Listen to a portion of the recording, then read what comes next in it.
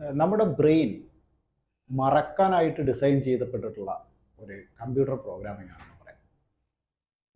നമ്മുടെ ശരീരത്തിലെ ഒരു നല്ലൊരു ശതമാനം 25% എനർജി കൺസ്യൂം ചെയ്യുന്നത് ബ്രെയിൻ ആയതുകൊണ്ട് തന്നെ ഓരോ പ്രക്രിയ നടക്കുമ്പോഴും ഓരോ നിമിഷത്തിലും എനർജി സേവ് ചെയ്യാനുള്ള ഒരു ശ്രമം വളരെ ബോധപൂർവമായിട്ട് ബ്രെയിനിൻ്റെ ഭാഗത്ത് നിന്നുണ്ടാകുന്നുണ്ട്. അപ്പോൾ പഠിക്കുന്നത് ഏറ്റവും ബ്രെയിൻ കൺസ്യൂം ചെയ്യാൻ സാധ്യതയുള്ള നമ്മളുടെ തലച്ചോറിൻ്റെ ഭാഗങ്ങളിൽ നിന്നും മെമ്മറിയുടെ ഭാഗങ്ങളിലേക്ക് മാറ്റിയിടുക എന്നുള്ളത് ഇത്തരത്തിലുള്ള ഒരു ബ്രെയിൻ എനർജി സേവിങ്ങിൻ്റെ ഭാഗമായിട്ടുള്ള ഒരു മാർഗമാണ്. അതുകൊണ്ടാണ് നമ്മൾ പഠിക്കുന്നത് പലപ്പോഴും പെട്ടെന്ന് മറന്നു പോകും. പക്ഷേ ഈ മറക്കുന്നത് പോലെ തന്നെ മറക്കുക എന്ന് പറയുമ്പോൾ ബ്രെയിനിലേക്ക് ഒരിക്കൽ എത്തിച്ചേർന്ന ഒരു ഇൻഫർമേഷനും ഒരിക്കൽ പോലും ഡിലീറ്റ് ചെയ്യപ്പെടുന്നില്ല. അതൊരു ഡോർമൻ സ്റ്റേറ്റിലേക്ക് പോവുകയാണ് ചെയ്യുന്നത്. അപ്പോൾ ഈ മറക്കുക എന്നുള്ള ഒരു സ്വാഭാവികമായ പ്രക്രിയയുടെ ഉള്ളിൽ തന്നെ ഓർമ്മിക്കുക എന്ന സ്വാഭാവികമായ പ്രക്രിയയുണ്ട്. അപ്പോൾ മറക്കുന്നതെല്ലാം ഓർക്കാൻ എളുപ്പമാണ് എന്നതാണ് ബ്രെയിനിൻ്റെ ന്യൂറോ സയൻസിൻ്റെ അടിസ്ഥാനത്തിൽ പറഞ്ഞാൽ ബ്രെയിനിൻ്റെ ഏറ്റവും വലിയ കഴിവുകളിലൊന്ന്.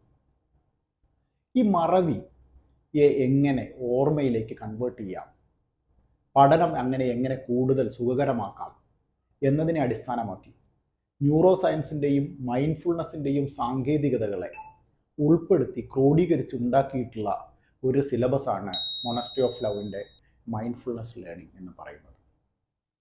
കാലാകാലങ്ങളായി നമ്മുടെ സെറിബെല്ലത്തിൻ്റെയും ഹൈപ്പോക്യാമ്പസിൻ്റെയും പ്രവർത്തനങ്ങളിലൂടെ നിരന്തരമായ ന്യൂറോൺ ആക്ടിവേഷൻസിലൂടെയും ന്യൂറോൺ സ്പേസ് ആക്ടിവേഷൻസിലൂടെയും എങ്ങനെ പഠനം സിമ്പിളാക്കാം, എങ്ങനെ പഠിച്ച കാര്യങ്ങൾ കൂടുതൽ കാലത്തേക്ക് ഓർത്തിരിക്കാം, പഠിക്കുന്ന കാര്യങ്ങൾ എങ്ങനെയാണ് റിപ്പീറ്റ് ചെയ്യേണ്ടത്, എങ്ങനെയാണ് പഠിക്കാത്ത കാര്യങ്ങളും പഠിച്ച കാര്യങ്ങളും തമ്മിൽ വേർതിരിക്കേണ്ടത്, പഠിച്ച കാര്യങ്ങളിൽ മനസ്സിലാക്കാത്തവ ഏതൊക്കെയാണ്, അവയെ എങ്ങനെ കൂടുതൽ സുഖകരമാക്കി പഠിക്കാനുള്ള മെത്തഡോളജീസ് എന്താണ്, എനിക്ക് ഓർമ്മ കുറവാണ് എന്ന് കുറ്റം പറയുന്ന ഒരു കുട്ടിയോട് ന്യൂറോ സയൻസ് പ്രകാരം ലോകത്ത് ഏറ്റവും കൂടുതൽ ഓർമ്മയുള്ള ആൾ ഏജ് എന്നാണ് അറിയപ്പെടുന്നത്.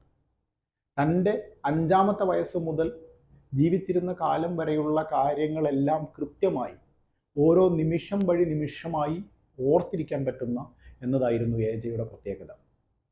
അത് എങ്ങനെ സാധിച്ചു എന്ന അന്വേഷണത്തിൻ്റെ ഭാഗമായി പിന്നിലേക്ക് പോയ ശാസ്ത്രജ്ഞർ കണ്ടെത്തിയത് ആ കാലഘട്ടങ്ങളിൽ, ഈ കുട്ടിയുടെ വളർച്ചയുടെ ആദ്യ കാലഘട്ടങ്ങളിൽ അവരുടെ ജീവിതത്തിലുണ്ടായ സംഭവങ്ങളെയെല്ലാം ക്രോഡീകരിച്ച് രേഖപ്പെടുത്താൻ ഇവർ ശ്രമിച്ചിരുന്നു എന്നുള്ളതാണ്. ഇത്തരത്തിൽ ബ്രെയിൻ ആക്ടിവേഷൻസിൻ്റെയും ബ്രെയിൻ സ്പേസ് ആക്ടിവേഷൻസിൻ്റെയും സഹായത്തോടെ പഠനം എങ്ങനെ കൂടുതൽ കാലം, പഠിച്ചതെങ്ങനെ കൂടുതൽ കാലം തലയിൽ നിർത്താം, എങ്ങനെ ഓർമ്മയെ കൂടുതൽ സ്ഫുരിപ്പിക്കാം, അങ്ങനെ നമ്മളുടെ പഠനത്തെ എങ്ങനെ കൂടുതൽ ഫലപ്രദമാക്കാം, കൂടുതൽ സിമ്പിളാക്കാം എന്ന ഒരു അന്വേഷണമാണ് മൈൻഡ്ഫുൾനെസ് ലേണിംഗിൽ എത്തിച്ചേർന്നത്. പഠനം ആസ്വാദ്യകരമാവണം, പഠനം കൂടുതൽ കാലത്തേക്ക് നിലനിൽക്കുന്നതാവണം, പഠനം കോമ്പറ്റീറ്റീവ് എക്സാമുകളിൽ ഉപയോഗിക്കാവുന്നതാവണം, പഠനം പരീക്ഷയ്ക്ക് മാർക്ക് കിട്ടാനാകണം.